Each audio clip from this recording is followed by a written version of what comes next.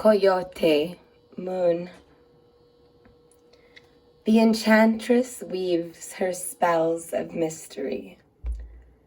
The silence of the midnight blue sky. Grandmother Moon is a mystery all her own. Whatever she is, satellite to some, goddess to another, she will always remain a romantic mystery to me.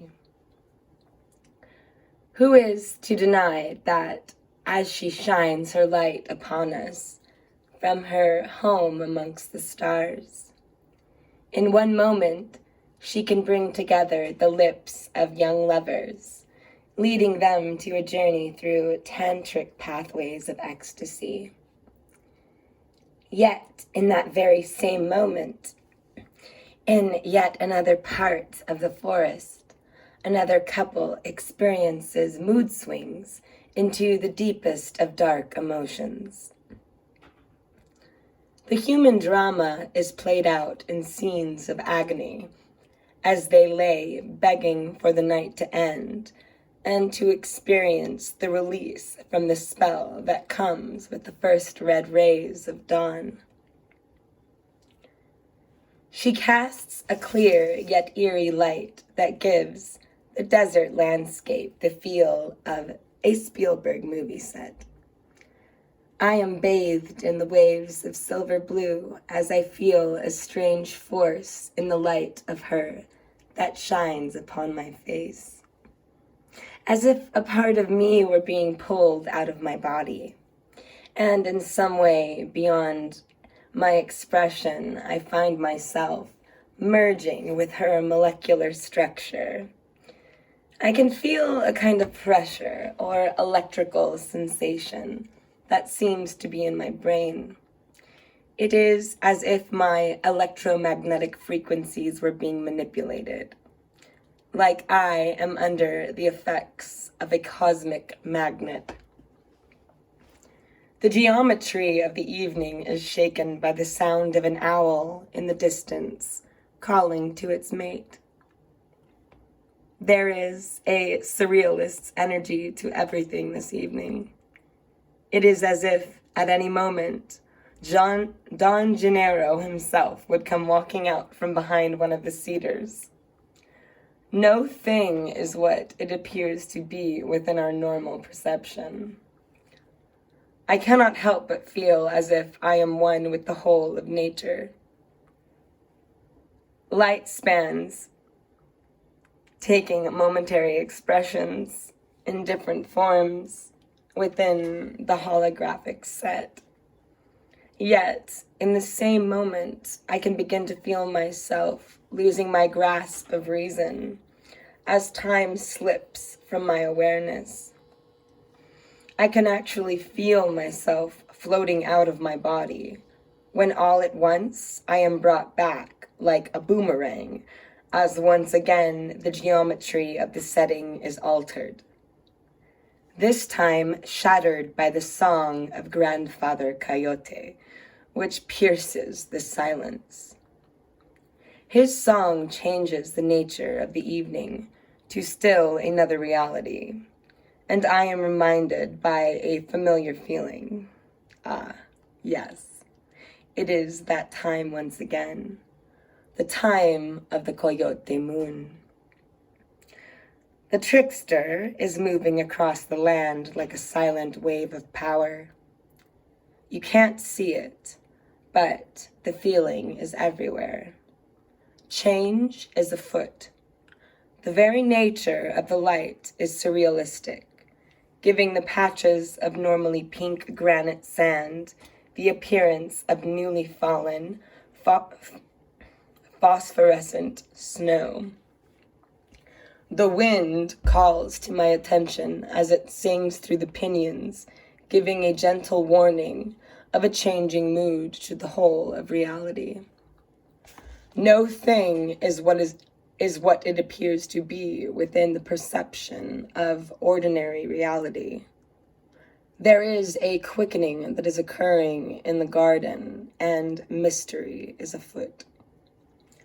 Prophecy has declared that the people of the eagle and the people of the condor will be awakened to a song coming from the heavens. In many places, North and South America, the children of the sun are beginning to resonate to a quickening of the pulse of the heartbeat of the mother. The whole of nature is anxious. It is birthing time in the alchemical garden of the gods. Life itself seems to be twisting and turning, struggling to find new ways of expression. The air is thick with orgone energy as the people gather from the tundra of Alaska to the mountain villages of Machu Picchu in Peru. They do not possess the pollution of technology, nor do they suffer from the analytical conflicts of intellect. They feel, with the most pure mind, the emotional swings of life in the throes of a birthing process. There is a new world being born from within. The indigenous people of this land are having visions. The gods are returning. Across the skies, both day and night, the light ships appear. The messengers have come.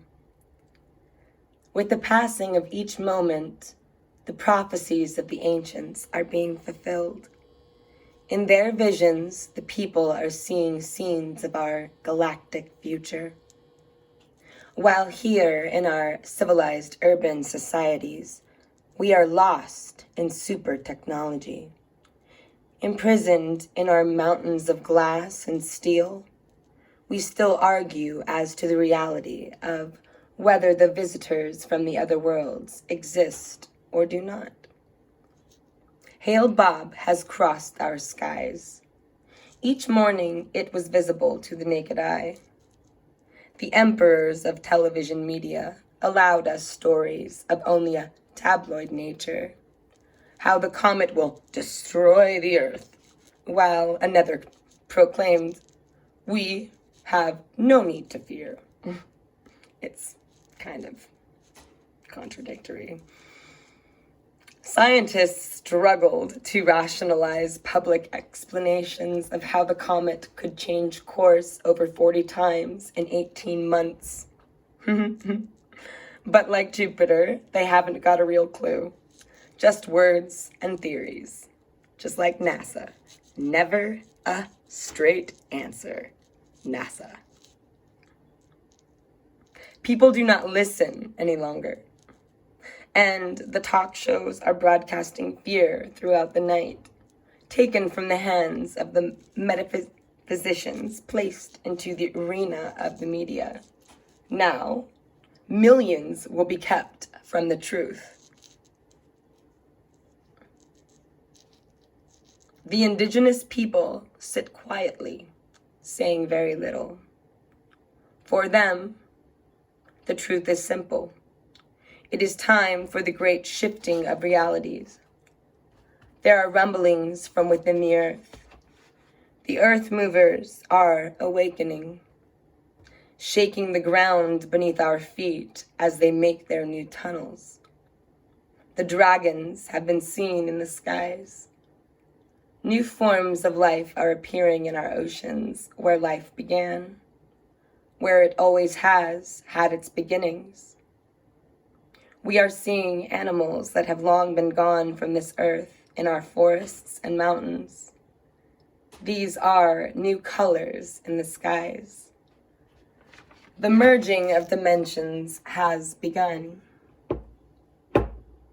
People are experiencing simultaneous realities and dimensional shifts.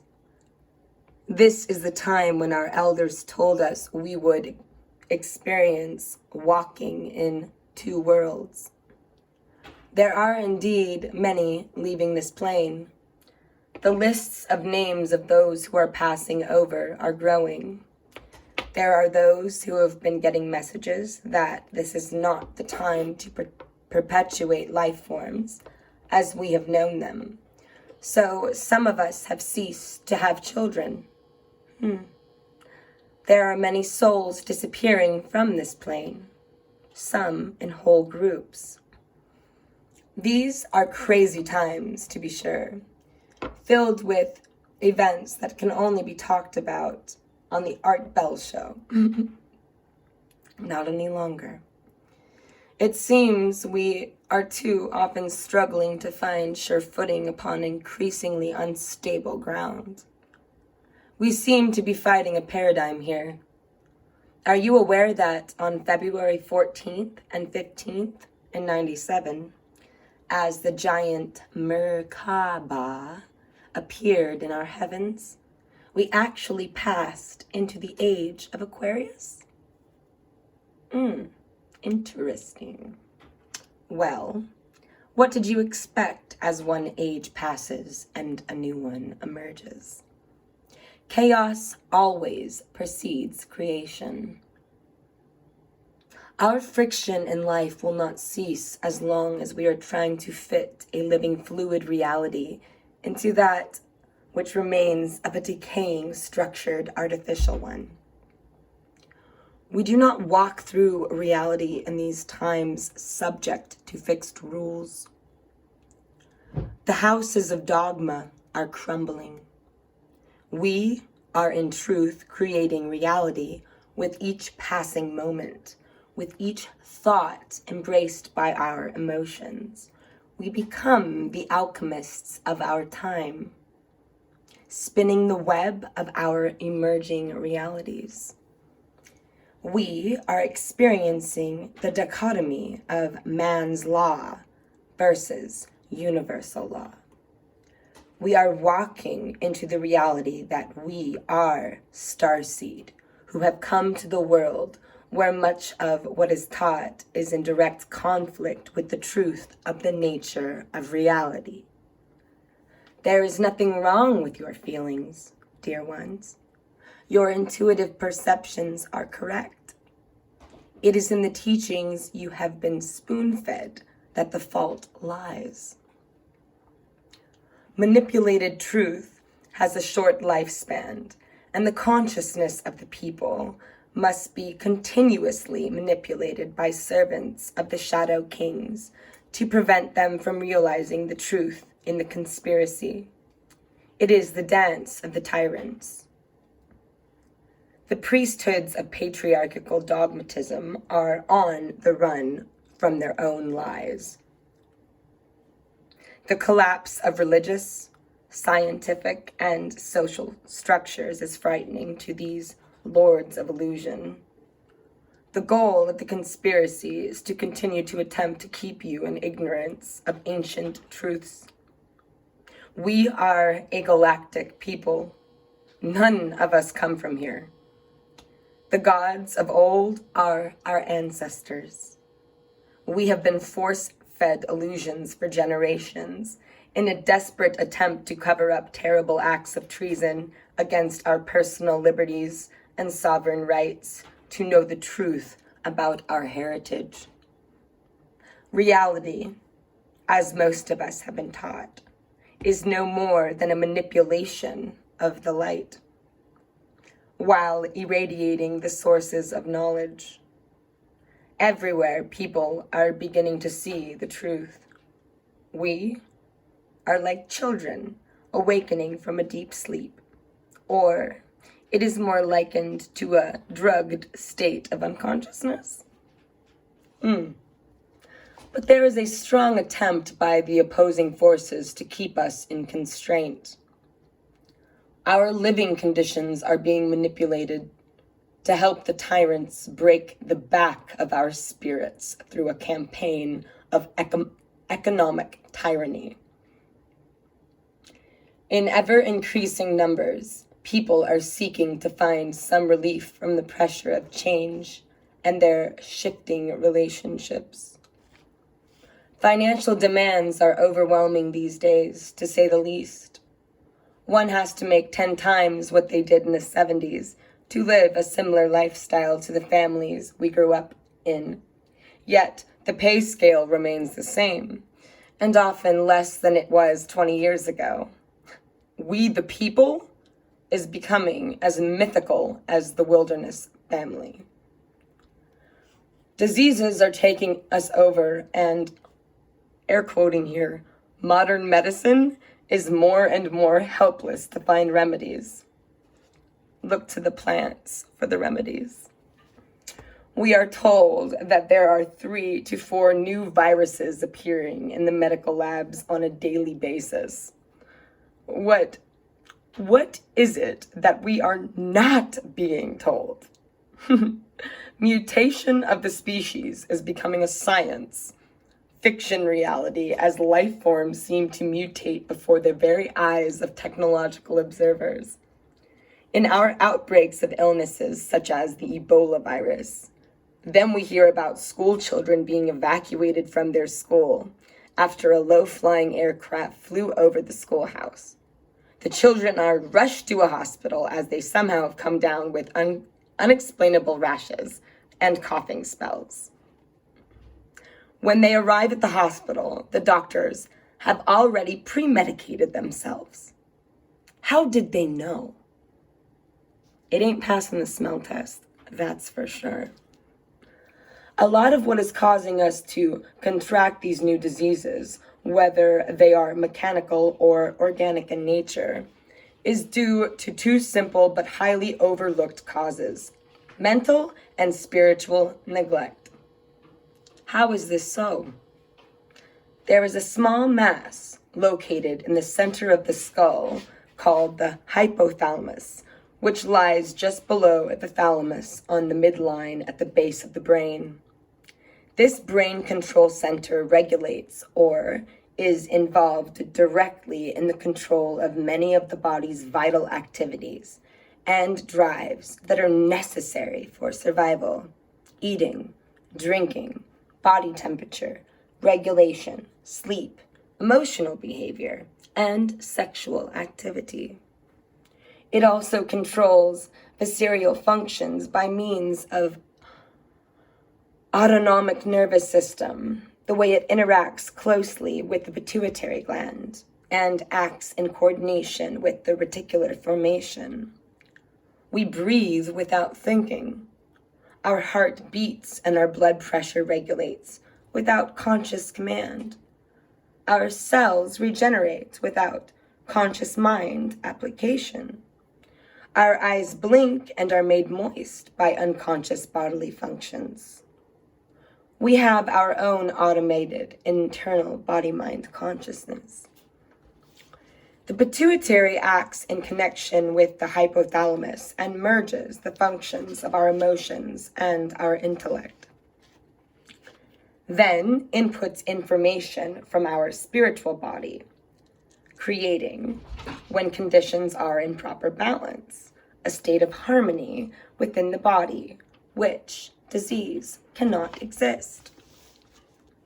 Whatever is happening within the body, whatever the experience, the pituitary gland is notified immediately by the hypothalamus through physical and non-physical systems of communication. The hypothalamus is the access terminal between body, mind, spirit. The body then responds to 2 distinct information sources: conscious and unconscious thought input, communicated through the nervous system, activated by electromagnetic thought impulses. By the right use of our will and deliberate and aware thought from application, we can reverse negative bodily reactions. Thought manifests the nature of reality. Therefore, by changing thought patterns, consciously, by not neglecting positive thought forms, we are creating thought forms which aid the body's own automatic immune systems to bring about the state of perfect health. To be continued. Aho.